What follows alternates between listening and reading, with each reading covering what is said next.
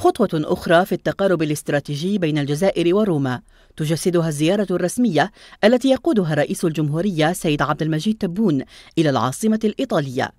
الزيارة الثانية له في ظرف 3 سنوات بعد تلك التي قادت نظيره الإيطالي إلى الجزائر سنة 2021، وكذا حلول رئيسة مجلس الوزراء الإيطالي جورجيا ميلوني بالعاصمة الجزائرية في يناير 2023.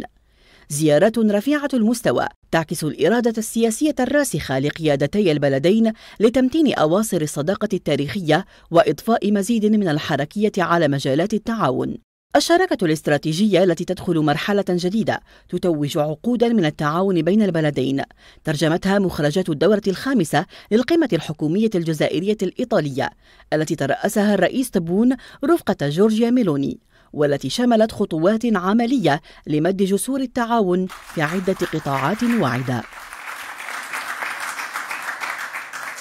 في هذه الدورة الخامسة للقمة الحكومية الجزائرية الإيطالية جسدنا خطوات عملية معبرة عن إرادة سياسية راسخة لتقوية علاقاتنا الثنائية التاريخية ولمد المزيد من جسور التعاون ليشمل قطاعات واعدة منها الموارد المائية والزراعة المستدامة والصناعة والنقل والتعاون الثقافي والعلمي، بالإضافة إلى التأكيد الشراكة الموثوقة مع إيطاليا الصديقة وأوروبا في مجال الطاقة والطاقات المتجددة، وهو الأمر الذي تكرس اليوم فيه التوقيع عن العديد من الاتفاقيات ذات الطابع الأمني والاقتصادي والثقافي. إلى جانب الشراكة المتينة في المجال الطاقوي بين الجزائر وإيطاليا التي تعززت بالتوقيع على بروتوكول تفاهم بين مجمع سوناتراك وشركة إين الإيطالية، تم توسيع التعاون في مجالات الزراعة والصيد البحري، الصحة والاتصالات، وكذا مجال الإنتاج السينمائي ومكافحة الحرائق بتوقيع اتفاقيات ثنائية بين البلدين. كما تم التوقيع على عدة اتفاقيات في اختتام أشغال منتدى الأعمال الجزائري الإيطالي الذي عرف بحث فرص الاستثمار الجديدة.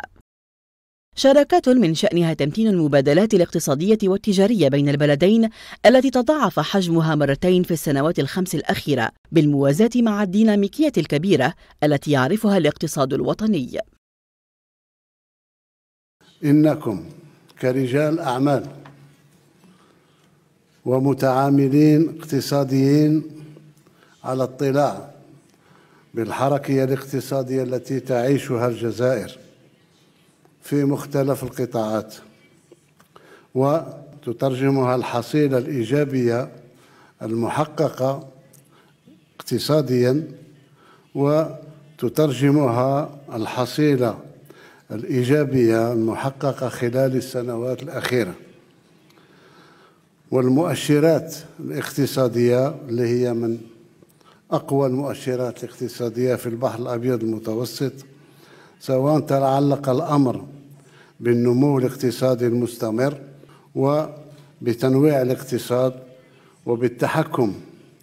في التوازنات المالية الكبرى للبلاد. نحن نرى في إيطاليا الصديقة شريكا أساسيا وجادا لمرافقة الديناميكية الاقتصادية الطموحة في الجزائر. زيارة الرئيس تبون إلى إيطاليا لبنة أخرى لتأكيد إرادة البلدين في ترسيخ العلاقات التاريخية المتينة، إلى جانب فتح آفاق واعدة لتعزيز التعاون والشراكة الاستراتيجية، شراكة وفق مبادئ الثقة والاحترام والحفاظ على المصالح المتبادلة، تجسيدا للتطلعات الاقتصادية الواعدة لبلدين رائدين على ضفتي المتوسط.